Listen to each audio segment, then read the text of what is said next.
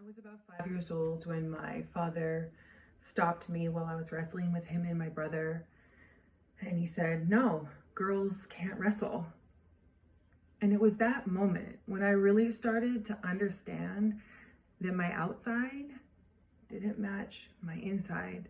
You see, I always felt like a boy, and my biological sex said I was a female. So I started dressing in drag as a woman, and I passed quite easily. But inside, I always knew. I grew up hearing about trans people, women and men, and intersex people, but it really wasn't until the gender revolution when more people in my community were talking about gender and what that meant and what that could be that I felt so invigorated. There was something exciting about nonconformity that I really resonated with, and it allowed a person to be the unique, beautiful individual that they were and find ways to express that to the outer world. I believe that having a supportive family and friends that really understand the nuances of gender identity, gender expression, and biological sex help support people like me who battle with depression and suicidal attempts when I was younger. I think that this allows people like me to feel included rather than excluded. Using gender affirmations, such as pronouns, is not only the kind thing to do, but also it shows a person you see who they really are, or you believe them. So, why are pronouns so important? In an already tough world to exist in, it's extraordinarily more complicated for the LGBTQ community. According to UCLA, people are nearly 4 times LGBTQ people are more likely to experience violent victimization, including rape, assault, sexual assault, aggravated and simple assault. Because gender is not the same as biological sex, it cannot be assumed by looking at a person what gender they are. So harm reduction is learning and practicing using pronouns. According to UCSF, you can't always know a person's gender pronoun by looking at them.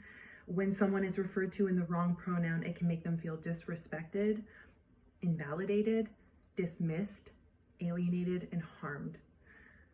Being misgendered is a matter of feeling accepted or not.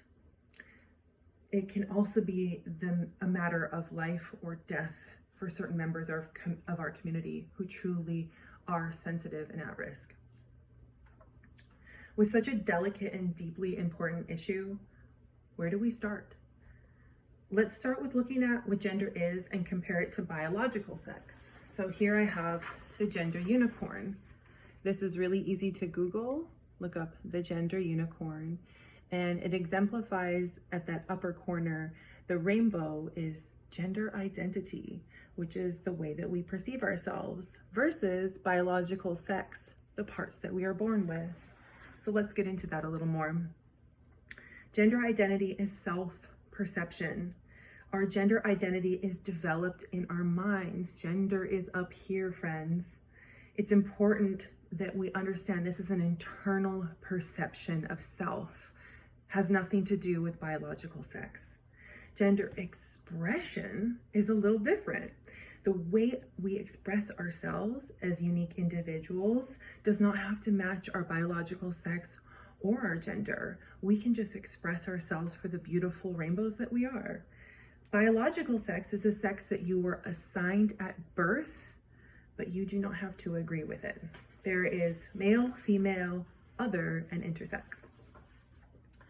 As RuPaul says it, we are all born naked and the rest is drag. Okay? Some people might argue that pronouns are complicated, but I just broke it down for you in 1 minute. So I think that it is a matter of learning and practicing. Things that are new can feel scary and overwhelming. Someone might also argue that there are only 2 genders, to which I would remind them that it is factual that there are more than 2 genders, and learning about these topics might feel really confusing. Ultimately, it's about self-love. That is what the gender revolution is. It is self-love, people wanting to be seen, heard, and validated. Imagine you're a new college student and you are stepping into your first semester on campus. Your new professor comes and greets you. They give you their name and their pronouns, which are they, them. Now also imagine that you are a gender non-conforming person who hasn't felt safe sharing who you truly are yet. In this moment, your professor has exemplified not only do they respect nonconformity, but also they are experiencing it, and it might be a really safe place for you to be. That is my experience in spring of 2021, and it was a stepping stone for me to step truly into how I represent myself. My pronouns are they, them, he. Now imagine other people in our daily lives who see these positive affirmations, who are watching this happen. The small but meaningful gestures can not only unlock someone showing up to who they truly are, but also welcoming their pronouns and using them appropriately can be life-changing, giving them positive, life-affirming experiences. You have nothing to lose by practicing pronouns in the same way you have nothing to lose by practicing kindness. Do not underestimate the impact that you have in the world by using preferred pronouns.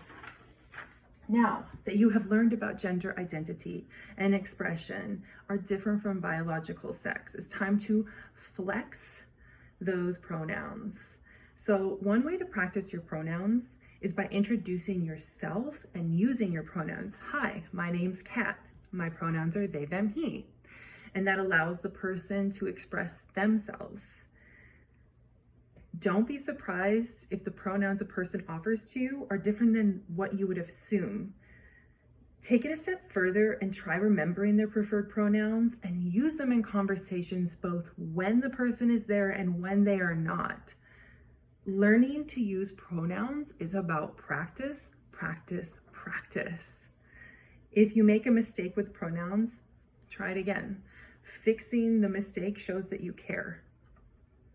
LGBT Life Center offers an excellent quick mental education on gender slips. So imagine that you are pronouns he or she, and someone keeps calling you the one that you don't think is you, and you even ask them to please use the correct pronoun. Imagine how you would feel. When a person corrects you, the usage of the pronouns that you offer, make sure that you respect if you've used it wrong and correct yourself. By taking time to learn about the importance of pronouns, you can change someone's lives. There is so much humanity in the acceptance of pronouns. Thank you for choosing kindness.